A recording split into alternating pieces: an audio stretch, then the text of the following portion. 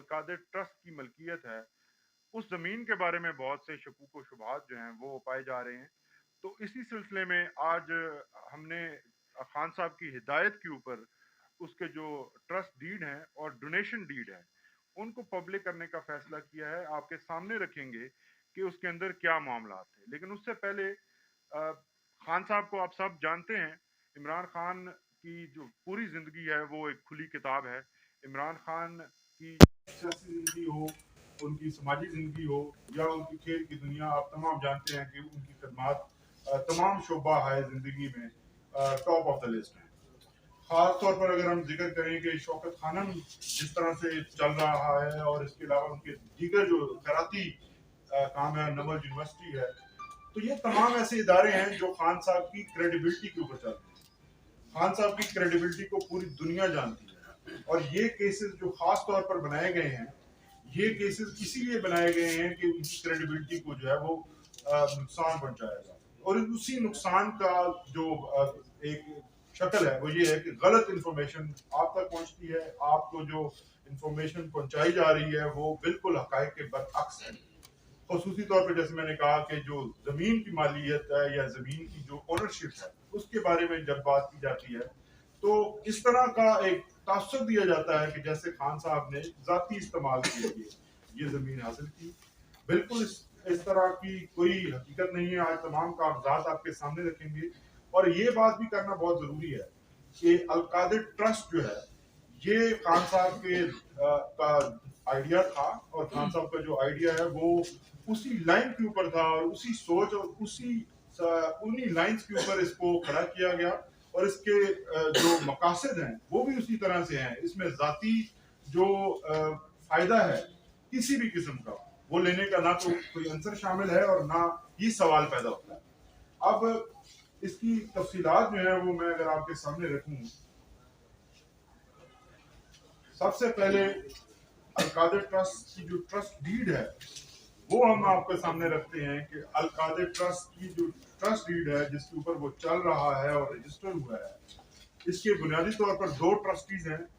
عمران خان صاحب اور ان کی اہلیہ بشرا بی بی صاحبہ, اور ان کے علاوہ اس کا ایک بورڈ ہے جو اس کو سنبھال رہا ہے. دو ٹرسٹیز ہیں جی, دو ٹرسٹیز. خان صاحب اور بیگم صاحبہ کا جو کردار ہے وہ بطور ٹرسٹی ہے اور اس کی ڈے ٹو ڈے ایڈمنسٹریشن کے اندر خان صاحب کا یا بیگم صاحبہ کا کسی قسم کا کوئی کردار نہیں ہے. یہ جو ادارہ ہے جیسے میں نے پہلے کہا کہ یہ شوکت خانم کی لائنز کے اوپر انڈیپینڈنٹ بورڈز اس کو چلا رہے ہیں. اسی طرح کا اس کا بورڈ ہے جو تمام فیصلے جس کے اندر اگر کوئی ہائرنگ ہونی ہے یا کوئی کنسٹرکشن ہونی ہے, خرید و فروخت ہونی ہے, جو روزمرہ زندگی چلانے کے لیے اور ادارہ چلانے کے لیے ضروری چیزیں ہیں وہ بورڈ ڈیسیجن لیتا ہے. اس کے اندر خان صاحب کا کسی قسم کا کوئی کردار نہیں. خان صاحب جسٹ اس کے ایک سربراہ ہیں اور اس سربراہ کا جو کام ہے اس کو مزید اس ڈاکیومنٹ کے اندر ایکسپلین کر لکھا گیا ہے. سب سے پہلے تو جو ضروری چیز ہے وہ آپ کے سامنے رکھنا کہ اس ٹرسٹ ڈیڈ کے اندر جو ہے وہ ایمز اینڈ آبجیکٹس جو اس ٹرسٹ کو بنانے کے لیے اس وقت تھے اور ہمیشہ رہیں گے وہ آپ کے سامنے رکھتے ہیں. کہ اگر میں پڑھ کے آپ کو بتاؤں کہ اس کی جو کلوز 3 ہے اس کے اندر لکھا ہوا ہے aims and objectives of the trust. پہلا اس کا پوائنٹ ہے to set up Al-Qadir university in various disciplines including Islamic studies and sciences. یہ اس کا پہلا مقصد ہے. دوسرا مقصد ہے to set up any additional educational institutes, schools, colleges and or universities across the country for the promotion of education in Pakistan. تیسرا اس کا پوائنٹ ہے کہ to provide quality education to all sections of the society regardless of the caste, creed, race, religion or financial standings. تو یہ briefly اس کی Ms and objects ہیں جس کے مطابق اس کے آگے اور بھی ہیں. میں آپ کے حوالے یہ کروں گا تفصیل کے ساتھ, آپ پڑھیے گا اور اس کو تمام جگہوں پہ بتائیے گا بھی کہ یہ ادارہ بنیادی طور پر ان لوگوں کے لیے بنایا گیا جو لوگ تعلیم سے بہرامند نہیں ہو سکتے. وہ تمام اپنی فیسز جو ہیں, غریب اور لاچار جو لوگ ہیں جن کے پاس پیسے نہیں ہے کہ وہ مہنگی تعلیم حاصل کر سکیں. تو اس کا مقصد یہ تھا کہ ایک ایسا ادارہ بنے जो दीनी तालीम के साथ साथ मॉडर्न साइंटिफिक तालीम भी एक ही छत के तले मिले, क्योंकि पाकिस्तान के अंदर जिस तरह से आपको मालूम है कि दीनी तालीम के लिए अलग एक चैनल है और साइंस की जो तालीमात हैं उनके लिए और चैनल और यूनिवर्सिटीज और इदारे हैं। तो खान साहब ने इन दोनों को एक ही छत के तले जो है वो प्रोवाइड करने के लिए ये इदारा कायम किया। इसके बाद आते हैं कि ट्रस्ट डीड के अंदर जो खान साहब के किरदार है और खास तौर पर जो मॉनिटरी मामलात हैं उसके बारे में क्या लिखा गया है, और ये मॉनिटरी मामलात के बारे में जो इस ट्रस्ट डीड के अंदर लिखा गया है ये बिल्कुल उसी तरह की का स्टेटस है जो कि खान साहब, शौकत खानम और जमल और दीगर जो उनके इदारे हैं उसी तरह का स्टेटस है और वही टर्म्स एंड कंडीशंस हैं, ये कोई उससे अलग नहीं है। सबसे जो बुनियादी जो चीज जो आप सबको मालूम होनी चाहिए और पूरी कौम को मालूम होनी चाहिए वो इसकी क्लॉज 10.2 के अंदर लिखा हुआ है, The trustee shall not be entitled to receive any remuneration, यानी किसी किस्म की कोई तनख्वाह, कोई बेनिफिट, कोई पर्क खान साहब या दूसरी जो उनकी बेगम साहिबा हैं वो इसमें नहीं हासिल कर सकते। तो ये वाज़ेह करना बहुत जरूरी है कि आज तक नैब की तफ्तीश के अंदर भी किसी जगह पर किसी किस्म का बेनिफिट खान साहब या उनके किसी रिश्तेदार या उनकी जो फैमिली है उन्हें नहीं मिला और ना इस किस्म का कोई केस है। नैब का जो केस है उसके बारे में भी मैं आपको आगाह करूंगा, लेकिन चूंकि ये इम्पोर्टेंट है इसको आज हमने हाईलाइट करना है इसलिए आपके सामने पेश हुए हैं। दूसरा जो इसमें नुक्ता है वो बहुत ही इम्पोर्टेंट है साथ में कि no trust property income and or trust property shall be paid, transferred directly or indirectly by way of profit, dividend, bonus or otherwise to any of its trustees or their relatives। हालांकि trustees सिर्फ दो हैं, लेकिन साथ में ये भी लिखा हुआ है कि ट्रस्टीज के रिश्तेदारों को भी कल को अगर इनमें से कोई उनकी जिंदगी के बाद की जो सूरत हाल है उसके ऊपर ये बात की जा रही है और इसको सेव किया जा रहा है कि ये जो ट्रस्ट की जितनी प्रॉपर्टी है वो ना ट्रस्टीज उसको जाती इस्तेमाल में ला सकते हैं, ना ट्रस्टीज जो है वो इसको अपने नाम पर ट्रांसफर कर सकते हैं और ना ही कभी इनका कोई रिश्तेदार इसको दोबारा जो है वो अपने जाती इस्तेमाल के लिए ला सकता है। तो ये ट्रस्ट है जिसने हमेशा रहती दुनिया तक इसी पर्पस के लिए कायम रहना है और इसकी प्रॉपर्टीज इसकी ही मलकियत रहेंगी। ट्रस्टीज को तब्दील करने का जो प्रोसेस है वो भी इसके अंदर मौजूद है कि अगर ट्रस्टीज नहीं रहते, खान साहब ताहयात इसके ट्रस्टी हैं, खान साहब के बाद की जो सूरत है उसके बारे में भी लिखा गया है और ये सिर्फ तालीमी जो मकासद हैं उनके लिए ही इस्तेमाल होगा। इसके अलावा जो दीगर पॉइंट्स हैं वो आपके सामने रखे जाएंगे, आपको मैं ये कॉपीज जो है वो प्रोवाइड करूंगा। अब दूसरी इंपॉर्टेंट चीज जो है वो बैरियर टाउन का इसके अंदर किरदार है। उसके लिए जरूरी है कि हम आपको केस का जो बैकग्राउंड है वो थोड़ा सा साथ में बताएं और उसके बाद जो है बैरियर टाउन के साथ किन टर्म्स के ऊपर और क्या बात की गई और क्या उनका किरदार था और उनसे क्या लिया गया। बुनियादी तौर पर ये जो केस नेशनल क्राइम एजेंसी बरतानिया के अंदर ये तफ्तीश जो है वो शुरू की गई जब हसन नवाज शरीफ की जो प्रॉपर्टी है उसको एक्सॉर्बिटेंट प्राइस के ऊपर मलिक रियाज फैमिली ने वहां पे खरीदा। उस वन हाइट पार्क को प्रॉपर्टी थी, वन हाइट पार्क को खरीदने की जो पेमेंट वहां पर की गई उसको नेशनल क्राइम एजेंसी ने एक मशकूक ट्रांजैक्शन समझते हुए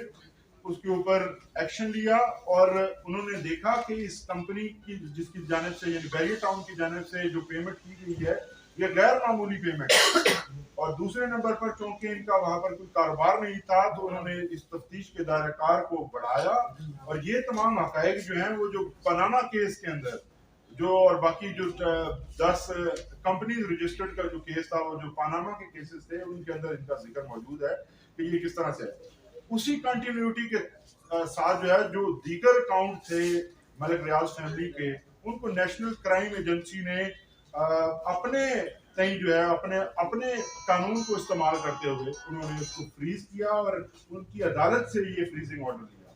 और ये इन्वेस्टिगेशन उन्होंने जारी रखी। अब यहाँ पर इम्पोर्टेंट सवाल ये है कि वो इन्वेस्टिगेशंस آپ کے سامنے ابھی مشرق بینک کا جو سی ایم فائل کی گئی ہے سپریم کورٹ آف پاکستان میں، جو ہماری کنٹینشن ہے پہلے دن سے کہ یہ پیسہ نہ حکومت پاکستان کا تھا، نہ حکومت پاکستان نے اس کے اوپر پاکستان کے اندر یا برطانیہ کے اندر کسی قسم کی کوئی کمپلینٹ فائل کی. یہ پیسہ ملک ریاض فیملی کی ایک پرائیویٹ ان کا اکاؤنٹس کے اندر موجود تھا، جس کو مشکوک سمجھتے ہوئے وہاں کی کرائم ایجنسی نے تفتیش کی. اس کے بعد ملک ریاض فیملی اور جو نیشنل کرائم ایجنسی ہے ان کا آپس میں ایک اگریمنٹ ہوا، جس اگریمنٹ کے تحت ملک ریاض فیملی نے یہ وہاں پر بتایا ان کو اور ان کے ساتھ اگری کیا کہ یہ پیسہ ہم واپس اپنے ملک لے کر جائیں گے. تو اس فیسیلیٹیشن کے لیے، اس پیسے کو واپس لانے کے لیے حکومت پاکستان نے جو کردار ادا کیا وہ اس وقت کا آپ کے سامنے ہے کہ وہ پیسہ آج تک اتنی بڑی تعداد میں کبھی پاکستان واپس نہیں آیا. تو جس کے اوپر نیب نے اور تمام دیگر اداروں نے کریڈٹ لیے ہیں. تاریخ گواہ ہے کہ پریس ریلیزز جاری ہوئی اور جو اینول ان کی طرف سے فگرز دیے گئے، نمبر دیے گئے نیب کی جانب سے، اس کے اندر یہ رقم بطور ریکوری کی رقم ہمیشہ سے ریفلیکٹ ہوتی رہی اور ہمیشہ جو ہے وہ رہے گی. آج جو کیس بنایا گیا،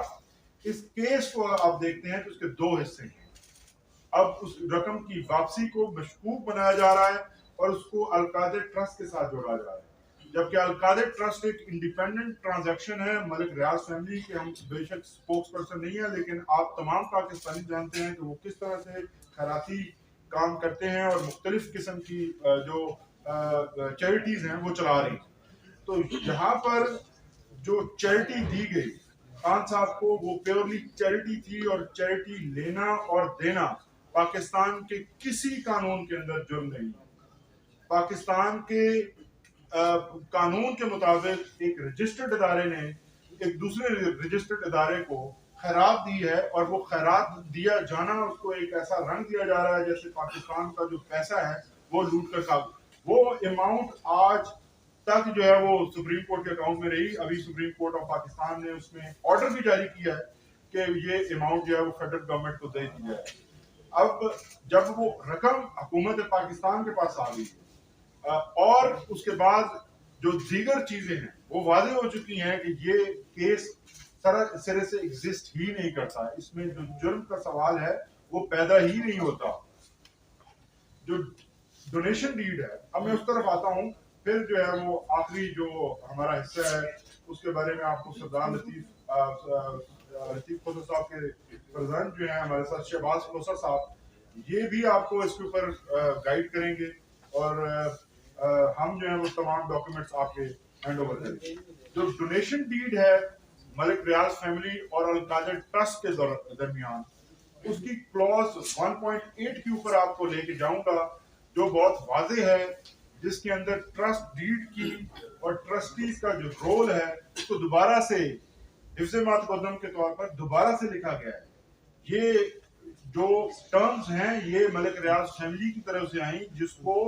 القادر ٹرسٹ کی انتظامیہ نے ایز اٹ از قبول کیا، کیونکہ یہ اس میں نہ کوئی چھپانے کا عنصر تھا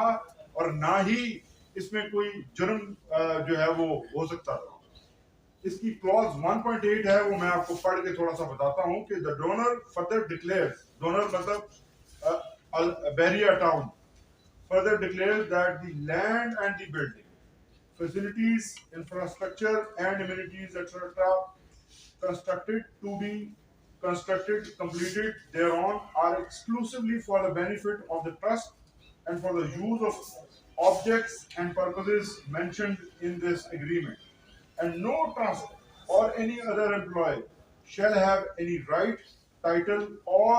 entitlement to the said land and building,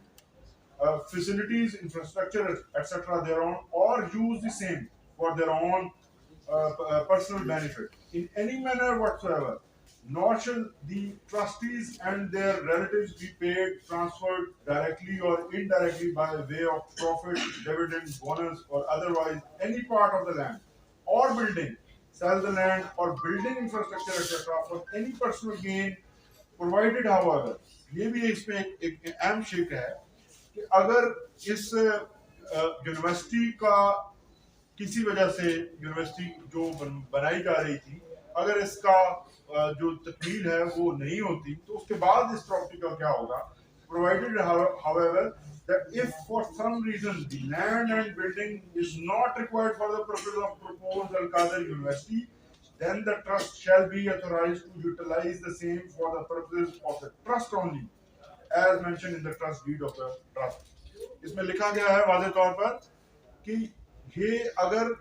کل کو یونیورسٹی کے پرپز کے لیے استعمال نہیں ہوتی اور یہ یونیورسٹی کام نہیں کر پاتی کسی بھی وجہ سے، تو جو پراپرٹی ہے یا اس پہ جو سامان یا بلڈنگ یا امینٹیز ہیں وہ پھر بھی جو ہے وہ صرف اور صرف اس ٹرسٹ کے استعمال میں اور اسی پرپز کے لیے ہی استعمال ہوتی رہیں گی. یعنی دینی اور سائنسی تعلیم کے علاوہ اس کو کوئی استعمال نہیں کر سکتا. اس میں جو ٹرسٹیز ہیں وہ پھر سے ایک دوبارہ لکھا گیا ہے، یعنی خان صاحب اور ان کی فیملی اس کو نہ اپنے نام پر ٹرانسفر کروا سکتے ہیں، نہ اس کا کوئی فائدہ ڈائریکٹلی یا انڈائریکٹلی یا اس کے کسی بینیفٹ یا اس کی جو پراپرٹیز یا اس کی جو فردر انویسٹمنٹس ہیں اس میں سے کبھی بھی زندگی میں کوئی فائدہ لے سکیں. تو جو نیب کا کیس ہے وہ تو ختم ہو جاتا ہے جب یہ اماؤنٹ فیڈرل گورنمنٹ کے اکاؤنٹ میں چلی جاتی ہے، تو ہم تو سرخرو ہو جاتے ہیں. یہاں پر بنیادی ترین جو ایلیمنٹ ہے وہ ہمارے قانون کے اندر آپ سب جانتے ہیں کہ دو حصوں پر مشتمل ہوتا ہے جرم. پہلا حصہ ہے کہ جرم کے لیے آپ کا گلٹی مائنڈ یعنی منظری ہونا چاہیے، اس کے بعد آپ کو گلٹی کام کریں، یہ ایسا ایکٹ کریں. یہاں پر نہ تو منظریہ تھا. مقصد کیا تھا؟ مقصد تھا کہ ایک خیراتی ادارہ قائم کیا جائے اور دوسری طرف ایک خیرات دی جا رہی تھی. تو جو ایکٹ ہے وہ قانون کے مطابق تھا، وہ پیسہ ملک ریاض فیملی کا تھا جو کہ پاکستان کے سپریم کورٹ کے اکاؤنٹ میں آیا. اس تمام آپ نے دیکھا کہ نیشنل کرائم ایجنسی کے ڈاکومنٹ بھی آپ کے سامنے آ گئے اور اس کے بعد آپ کی جو نیشنل بینک کی اسٹیٹمنٹ ہے وہ بھی آئی کہ کس طرح سے وہ ان کے پرائیویٹ اکاؤنٹ سے سپریم کورٹ کے اکاؤنٹ میں آیا. اسی طرح اب وہ پیسہ جو سپریم کورٹ نے اپنے حکم کے ساتھ فیڈرل گورنمنٹ کو دے دیا ہے، یہ اب ثابت کرتا ہے کہ عمران خان نے نہ تو وہ پیسہ کھایا ہے، 190 ملین روپیز جو ہے وہ اسی جگہ پر موجود تھے، اور نہ ہی کسی قسم کا بینیفٹ ان کو دیا ہے. یہاں پر بینیفٹ کا سوال ہی پیدا نہیں ہوتا. اور یہ اتنا بڑا جو کیس ہے وہ خان صاحب کی کریڈیبلٹی کو ختم کرنے کے لیے اور پاکستان کے اتنے بڑے ادارے جس میں شوکت خانم اور نمل جیسے ادارے، کراچی ادارے جن کی دنیا مثالیں دیتی ہے، ان اداروں کو اور خان صاحب کی کریڈیبلٹی کو خراب کرنے کے لیے یہ کیسز بنائے گئے ہیں. مقصد پولیٹیکل گولز حاصل کرنا ہے، لیکن ہم ریکویسٹ کرتے ہیں کہ یہ جو ادارے ہیں یہ عام عوام کے لیے ادارے ہیں، ان کو خدا کا واسطہ ہے آپ ان کو جو ہے وہ کسی طرح سے بھی اس طرح نقصان نہ پہنچائیں، کیونکہ یہ نقصان عام پبلک کا نقصان ہے، عام عوام کا نقصان ہے. اب میں کھوسا صاحب سے ریکویسٹ کروں گا کہ وہ بھی تھوڑا سا جو legal side of the case ہے اس کے بارے میں جگہ چینج کر لیں، سیٹ چینج کر لیں.